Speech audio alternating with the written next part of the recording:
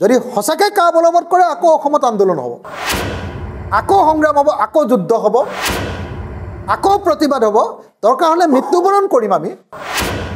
কাক অসমীয়া জাতিয়ে কেতিয়াও নামানে। দেশৰ সুপ্ৰিম কোৰ্টত সৰ্বোচ্চ ন্যায়ালয়ত কা গোচৰটো বিচাৰাধীন হৈ আছে। কা গোচৰটোৰ এটা পাৰ্টি হ'ল ভাৰত চৰকাৰ নিজে। এই গোচৰটো তেওঁলোকে তাত এফিডেভিট দিবলৈ বাধ্য হৈছে। আমি নিজে সেই গোচৰটোৰ অংশীদাৰ। কিন্তু তাৰ পাছত এটা বিচাৰাধীন গোচৰ সুপ্ৰিম কোৰ্টত চলি থকাৰ পাছত কেনেকৈ কাখন বলবৎ হ'ব বুলি ঘোষণা কৰিব পাৰে? এইটো দুৰ্ভাগ্যজনক আৰু এইটো এটা অবৈধ কাম। এইটো অগণতান্ত্ৰিক আৰু অবৈধ, আৰু কোনো পধ্যে এই কথাটো আমি মানি ল'ব নোৱাৰোঁ। কা অসমীয়া জাতিয়ে নামানে, আৰু কা যদি সঁচাকৈ বলবৎ হ'বলৈ হয় আজিৰ দিনটোতে 15 পৰা 20 লাখ হিন্দু বাংলাদেশী, মই হিন্দু বেংগলী বুলি কোৱা নাই দেই, অসমত থকা বেংগলী মানুহৰ বিৰোধিতা কৰা নাই, হিন্দু বাংলাদেশী মানুহে ইয়াতে 15 পৰা 20 লাখ হিন্দু বাংলাদেশী মানুহে ইয়াতে নাগৰিকত্ব পাব। গতিকে কেনেকৈ যি জাতিয়ে 1913 চনৰ পৰা বিদেশীৰ বিৰুদ্ধে যুঁজি আহিছোঁ, 100 বছৰতকৈ বেছি দিন আমি বিদেশীৰ বিৰুদ্ধে যুঁজি আহিছোঁ, আৰু অসমৰ ৰাজনীতিৰ প্ৰাণকেন্দ্ৰই এটা হ'ল, মূল বস্তুৱে হ'ল বিদেশী সমস্যা।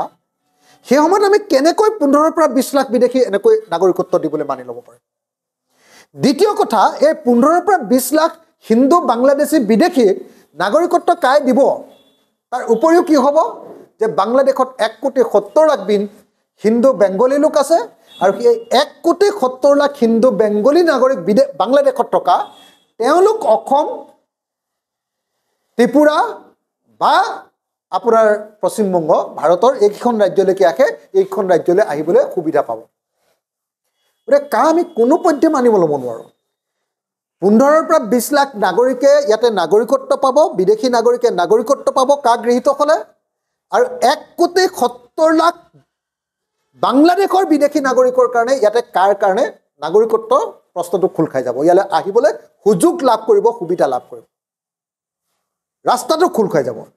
গতিকে 1,70 লাখ যোগ 20 লাখ 1,90 লাখ মানুহৰ ভৰ বোজা বহন কৰিব পৰা আশংকা থকা এনেকুৱা এটা কাক অসমীয়া জাতিয়ে কেতিয়াও নামানে।